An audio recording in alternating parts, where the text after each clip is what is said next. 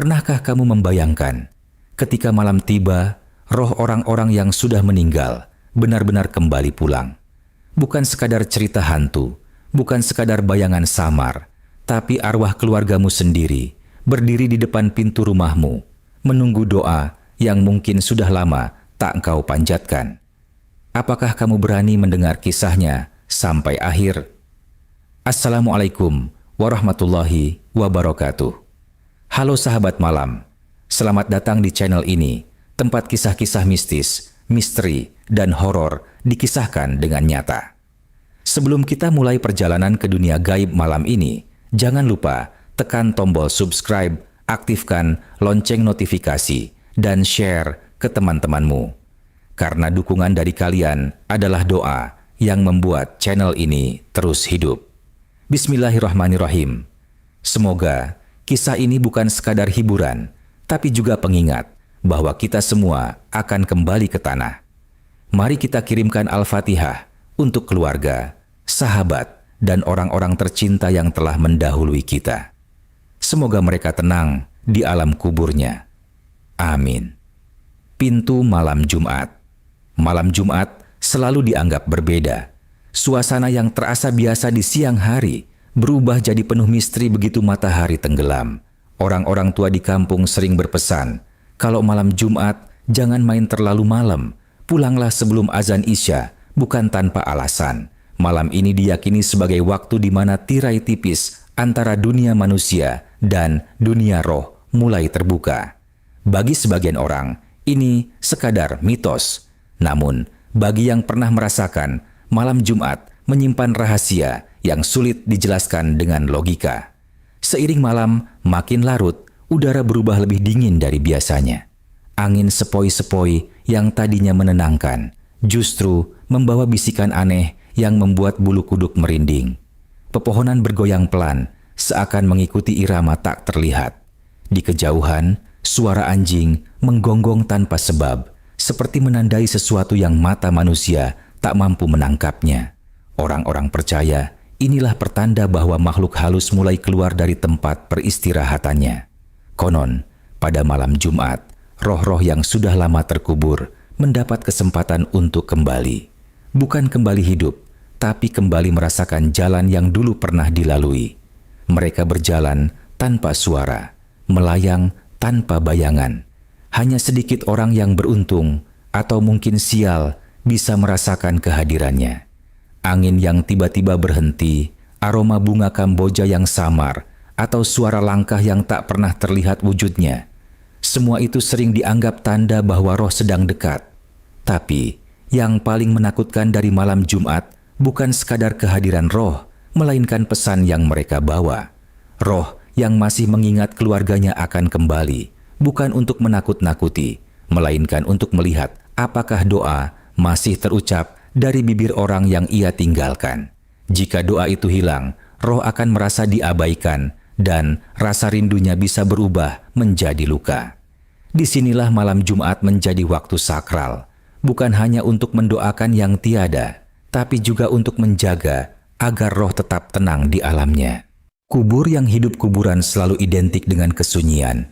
Siang hari mungkin terasa biasa saja, tapi begitu malam tiba, terutama malam Jumat, suasananya berubah drastis. Bayangkan deretan nisan tua, sebagian miring, sebagian tertutup lumut, berdiri di antara pohon-pohon besar yang akarnya menjalar seperti urat raksasa. Setiap hembusan angin membuat dedaunan bergesekan, menghasilkan suara lirih yang mirip bisikan.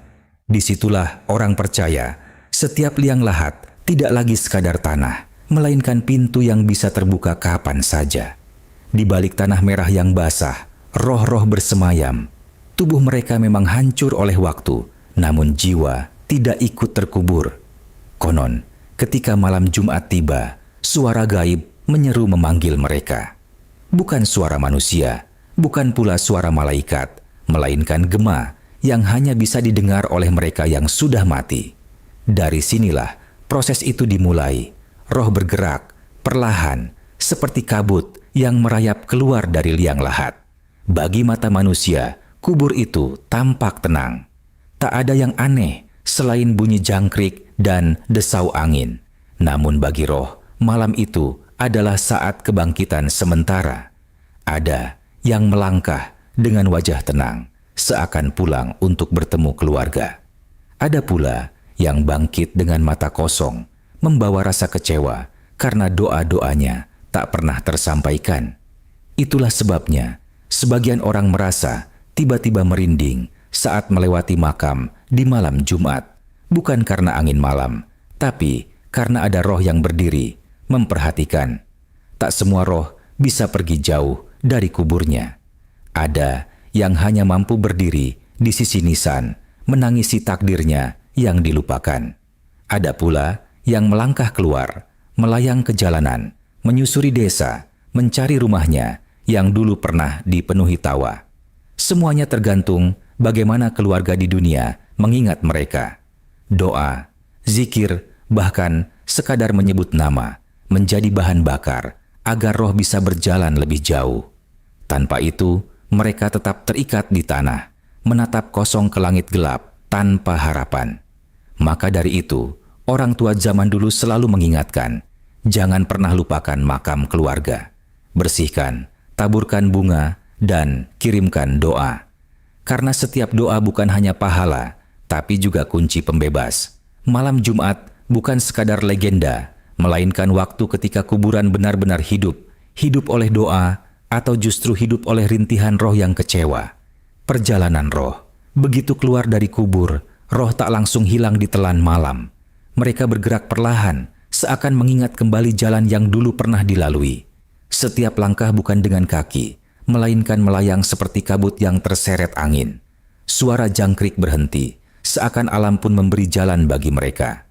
Jalan setapak menuju desa mendadak terasa lebih panjang, lebih gelap, seolah waktu berjalan berbeda bagi roh yang sedang pulang. Roh mengenali setiap pohon, setiap tikungan, bahkan aroma tanah basah yang dulu begitu akrab.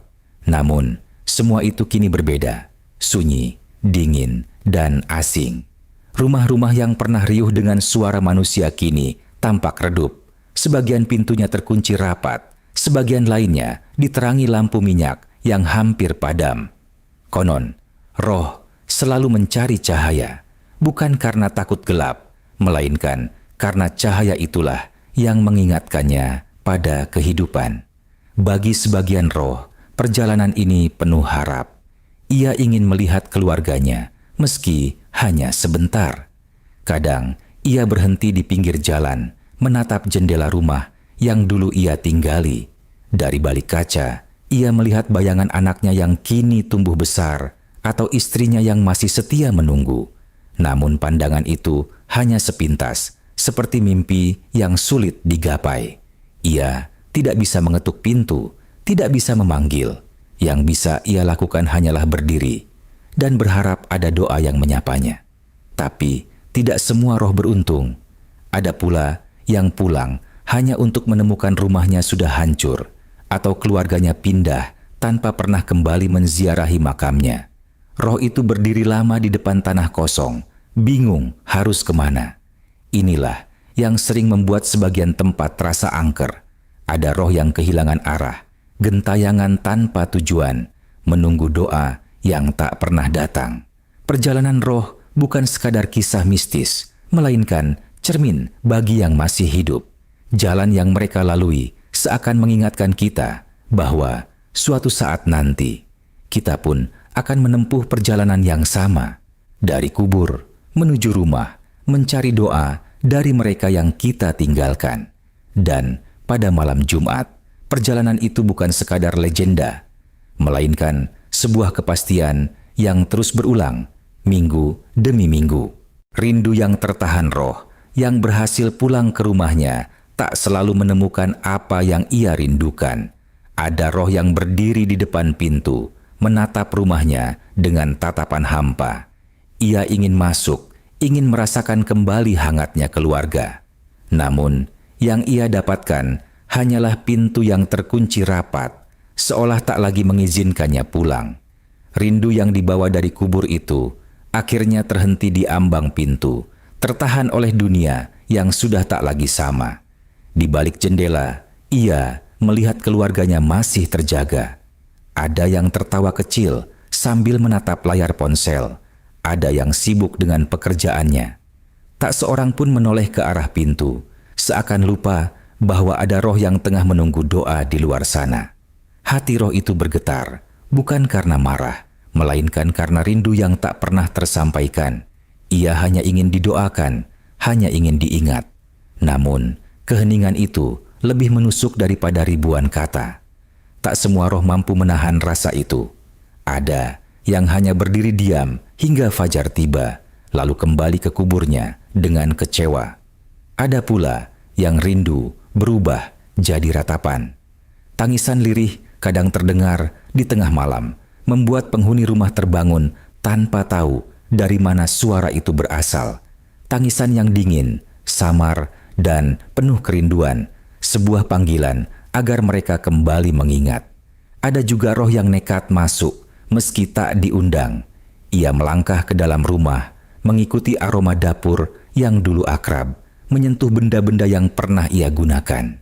Namun semua itu hanya bayangan, tak ada lagi wujud yang bisa ia genggam. Cangkir kopi yang dulu selalu disiapkan kini hanya diam di lemari. Foto-foto lama pun berdebu tanpa pernah disentuh.